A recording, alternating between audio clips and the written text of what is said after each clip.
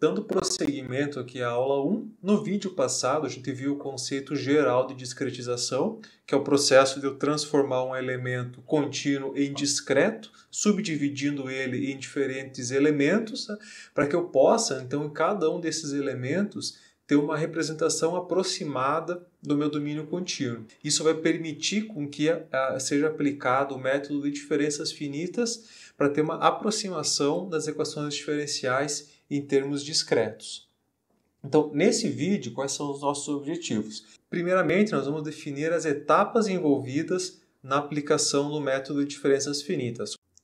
E depois, como a gente pode aproximar uma função discreta em um ponto com base no valor em outro ponto e nas derivadas naquele ponto. Então, a gente viu na aula passada como a gente, conhecendo a função, a gente pode discretizar ela. Agora a gente vai tentar entender como, supondo que eu conheça a função em um ponto, como eu posso aproximar essa função discreta em outro ponto com base no valor que eu conheço e nas derivadas naquele ponto. Esse é um conceito-chave para a aplicação do método de diferenças finitas.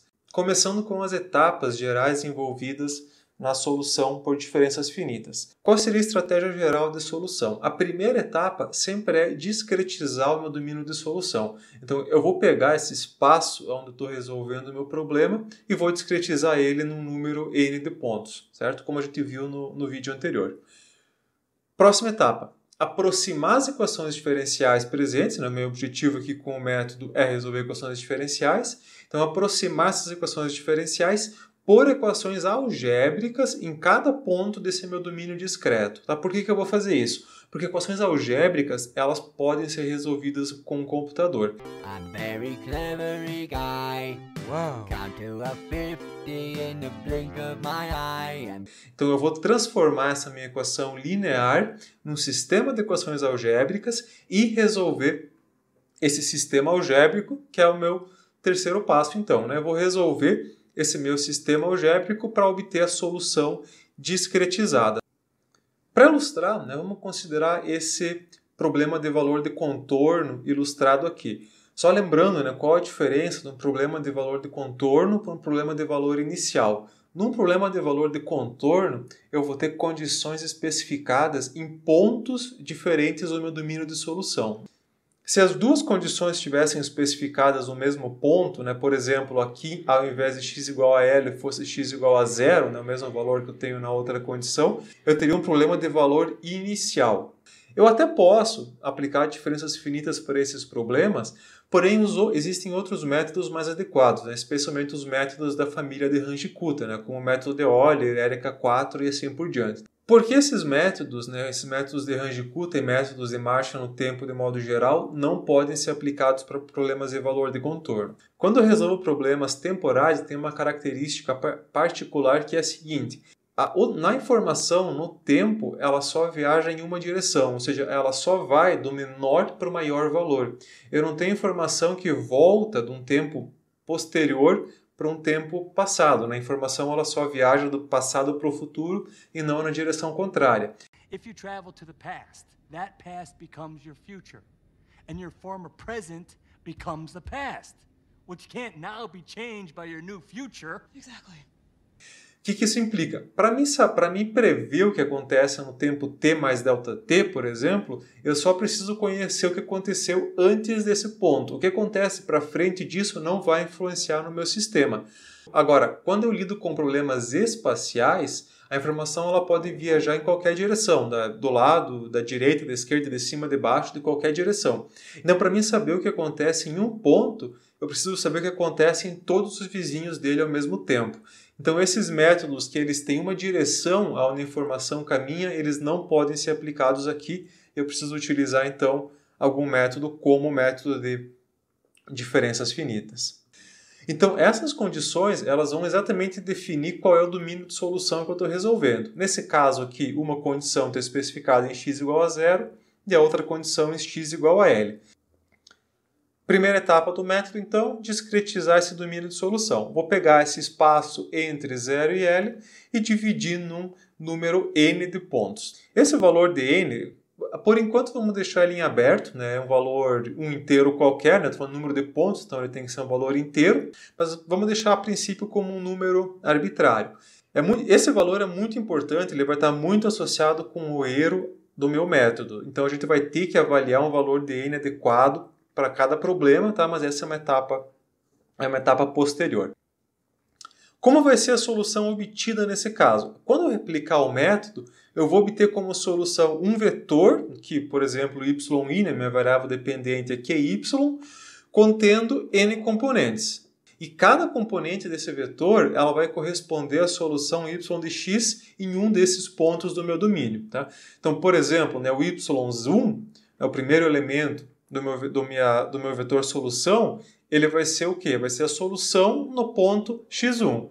E sempre lembrando que essas minhas variáveis elas têm alguma interpretação física por trás. Então esse sistema que eu estou resolvendo, ele representa alguma quantidade física y, né, que ela varia ao longo de um espaço x. Tá? Então, por exemplo, só para ilustrar, vamos pegar um exemplo bem clássico, quando eu quero determinar a variação na temperatura ao longo de uma barra metálica, né, de uma barra circular metálica. Então, a primeira coisa, quando eu divido o meu domínio de solução em n pontos, é como se eu quebrasse, né, esse meu comprimento da minha barra num determinado número de elementos. Tá? Então, eu vou dividir ele em determinados pontos e o meu objetivo vai ser achar uma aproximação para a temperatura em cada um desses pontos. Quando resolver a equação que descreve esse sistema, né, como resposta eu vou ter um vetor t, por exemplo, de temperatura, onde cada elemento desse vetor vai dizer para mim quanto vale a temperatura em cada um desses pontos que eu criei no meu domínio discreto. Se eu quiser achar a temperatura entre dois pontos, né, eu vou ter que interpolar, né, e como a gente viu no vídeo anterior, isso vai gerar algum erro de interpolação associado para o meu problema. Ok, tendo então o nosso domínio discretizado, a gente pode partir para a segunda etapa, que é aproximar as derivadas presentes na minha equação diferencial, por relações algébricas. E para fazer isso, né, a gente vai utilizar uma ferramenta muito útil na área de métodos numéricos, talvez a mais útil de todas, que é a expansão em série de Taylor. Tá? Para que serve a expansão em série de Taylor? Eu utilizo ela para avaliar uma função f de x em um ponto x qualquer, que eu queira conhecer o quanto vale aquela função, a partir do valor da função em um outro ponto x0 qualquer e das derivadas nesse ponto x0. Então, essa expansão ela é uma série infinita que vai ter esse formato. Então, o primeiro termo é a própria função avaliada no ponto x0, depois, né, a derivada no ponto x0 vezes ΔX aqui então é a diferença x menos x0. Depois, a derivada segunda no ponto Δx² sobre o fatorial de 2, derivada terceira Δx³ fatorial de 3, e assim por diante. Tá? Então aqui eu tenho uma representação compacta dela, né? É esse somatório de infinitos termos, envolvendo as derivadas de infinitas ordens, né? Vezes esse termo Δx na n, elevado na n, dividido por fatorial de n. Então, a expansão em série de Taylor, ela permite a gente avaliar a função em qualquer ponto, partindo da função conhecida em um ponto e nas derivadas dela naquele ponto. Se eu conhecer todos esses termos da minha função, a minha representação ela é exata. Só que, claro, né, isso implica em eu avaliar infinitos termos dessa minha série. Eventualmente, eu posso ter algumas funções que essa série não convirja, né, que esses elementos eventualmente podem não ser avaliados, né? Por exemplo, tem uma determinação, uma divisão por zero, alguma coisa assim, em algum termo, ou essa série pode não convergir. Quando isso acontece, a gente diz que ela se trata de uma função singular naquele intervalo. Né? Então, uma função singular num dado intervalo é uma função que não pode ser aproximada por série de Taylor naquele intervalo. Quando ela pode ser aproximada, a gente vai dizer que a função é analítica. Então, uma função analítica é uma função que permite que eu expresse ela com uma série de Taylor num intervalo, e aquele ponto x, aonde eu posso expressar ela com uma série de Taylor, a gente chama de um ponto ordinário. Caso exista algum ponto onde não possa ser expressa, esse vai ser um ponto singular. Mas, de modo geral, todas as funções comuns, né, que a gente costuma trabalhar, elas podem ser aproximadas por série de Taylor sem problema. Essa é uma série polinomial, né? Se a gente reparar bem aqui, então, esse primeiro termo é uma constante, Esse segundo termo aqui é um termo de primeira ordem, né? Uma reta. Aqui eu tenho um elevado ao quadrado, então um termo de segunda ordem, uma parábola, uma cúbica. Então, na verdade, o que eu estou fazendo aqui é ajustar a função em termos de um polinômio de ordem infinita. Ah, agora eu entendi! Agora eu saquei! Agora todas as peças se encaixaram! Quanto mais termos eu utilizar na minha série, melhor vai ser a minha representação.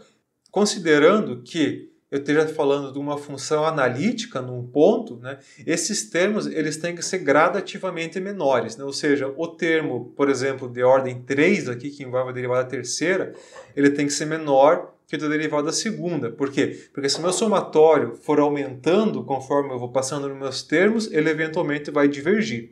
Então, para essa série convergir, né, eu sempre tenho que ter que o termo anterior tem que ser maior em módulo que o termo posterior. Então, quanto mais termos eu estiver utilizando na minha série, melhor vai ser a minha representação. Claro que do ponto de vista computacional, eu tenho que parar em algum momento, eu tenho que truncar a série em algum momento, né? E logo, sempre que eu utilizar uma representação em série de Taylor, eu vou estar gerando um erro de truncamento, porque eu tive que truncar a série em algum ponto, né? Eu não posso avaliar infinitos termos. Vamos fazer um exemplo, então, para ver como eu posso utilizar a série de Taylor. Então, considerando aqui x0 igual a zero, então vou centrar a minha série na origem, faço a expansão em série de Taylor para a função e elevado na 3x mais 4 seno de x, truncando a série, então, em 2 termos, 3 termos e 4 termos. Vamos avaliar aqui, então, o que acontece com a série conforme eu vou adicionando mais termos nela. E plotar o resultado no intervalo x de menos 1 a mais 1, e depois repetir o procedimento plotando ela no intervalo menorzinho, aqui de menos 0,1 até 0,1. Bom, só voltando aqui em cima, então, lembrando, a representação por série de Taylor, né, ela envolve a derivada da função avaliada em um ponto. Né? No caso aqui, x igual a zero, né? x0 igual a zero, então as derivadas de ordem n avaliadas em zero. Então, antes de fazer o exemplo lá no Scilab e plotar o resultado, né, só vou apresentar rapidinho as derivadas dessa função aqui. Né? Então, se a minha f de x aqui é e na 3x mais 4 seno de x, a derivada primeira, então, é 3 e na 3x mais 4 cosseno de x, né? Derivada segunda, derivada terceira, derivada quarta e assim por diante. Beleza, então já deixei pronto aqui no Scilab um script fazendo esse procedimento. Só vamos discutir rapidinho os elementos contidos aqui. Primeira coisa, então aqui eu tenho esse vetor que eu defini no intervalo de menos 1 até mais 1 com espaçamento 0,01, tá? Então um vetor aqui com 200 elementos basicamente indo de menos 1 até mais 1, para a gente utilizar ele para plotar os gráficos. A função exata para servir de comparação com a expansão em série de Taylor, tá? Então essa seria a representação exata da função. A série vai estar tentando chegar perto dela, o mais perto possível. Aqui temos então a série truncada no segundo termo, né? Então, só lembrando, deixa eu voltar para a apresentação lá. A série aqui então em 2 termos, ela vai ser o quê? A função avaliada em x0, né? Então lembrando a minha função e na 3x mais e na 3x mais 4 seno de x. Então, quando eu colocar 0, né, aqui vai dar 1. Seno de 0 é 0, né, então vai sobrar só 1. Mais a derivada avaliada no ponto x0 vezes x menos x0. Tá? Então, eu vou ter aqui x de menos x0, né, a minha função, mais a derivada avaliada no ponto, que vai sobrar aqui 3 mais 4. Então aqui, vejam que basicamente é uma reta. Né? Eu tenho um coeficiente linear aqui 1 e um coeficiente angular 7 aqui, né, somando os dois valores. Então quando eu represento a série de Taylor truncada com 2 termos, eu estou fazendo uma linearização da minha função. Eu estou representando ela como uma reta. Agora, então, a série truncada no terceiro termo, ela vai ser o quê? Ela vai ser a série truncada no segundo termo, né, mais esse termo aqui que equivale à parte quadrática, né, aquela parábola, a parte de segunda ordem da minha expansão. Né, aqui vai aparecer um termo zero aqui por conta da derivada. E com 4 termos, então, né, vai ser igual à expansão com 3 termos, mais o quarto termo aqui, que é a parte de ordem 3. Beleza, então vamos plotar essas 4 funções aqui, a exata e a representação com 2, 3 e 4 termos e comparar as duas. Aqui eu já coloquei alguns comandos estéticos no gráfico, então Primeira coisa aqui, só para criar grades no gráfico, né? O título para os eixos, né? Título para o gráfico e um comando aqui para deixar as linhas um pouco mais grossas e com cores diferentes. Tá? Então aqui é só uma questão de estética do gráfico. Então vamos mandar rodar aqui. Beleza, então aqui a gente pode ver as 4 funções, né? A azul aqui é a função exata, né? Aquela que eu estou tentando representar. A vermelha aqui com 2 termos, a amarela com 3 e a verde com 4. A gente pode ver aqui que, primeiro, perto do zero, né, todas elas representam mais ou menos bem, elas estão próximas aqui. Mas conforme eu me afasto do ponto zero, aqui tanto para o mais 1 quanto para o menos 1, elas já começam a desviar bastante da minha função exata. Se eu pegar aqui na parte positiva, aqui fica bem fácil de ver que quanto mais termos eu estou colocando na minha série, mais próxima ela está ficando da representação exata. Tá? Então a linear aqui já está bem longe, a com 3 termos um pouco melhor, a 4 termos um pouco melhor. Se eu fosse colocando mais e mais termos na minha série, cada vez ela ia se aproximar mais da minha representação exata aqui. Beleza, agora vamos repetir esse exemplo aqui, né, com um intervalo menor. Vamos ver o que está acontecendo perto do ponto zero. Então vamos colocar mais 2 zeros aqui, só diminuir o meu intervalo. Ok, agora plotando então, analisando perto do ponto zero, a gente pode ver que todas elas já estão muito próximas. Então, se eu analisar perto do meu ponto x0, mesmo a representação com 2 termos, ela já começa a estar bem próxima da minha representação exata. Vamos dar um zoom aqui e pegar perto da extremidade para a gente ver aonde elas começam a diferenciar um pouco, né? Veja que eu tenho que dar um zoom muito grande para a representação linear começar a ter uma diferença significativa das outras, né? E aí, para com 2 termos, para com 3 termos e 4 termos, ter alguma diferença da exata, né? Eu tenho que dar um zoom muito grande, né? Veja que o meu eixo está praticamente constante, então para mim conseguir ver alguma diferença aqui na representação usando 3 e 4 termos. O que a gente pode concluir com isso, então? A representação em série de Taylor ela é muito boa quando eu analiso perto do meu ponto x0.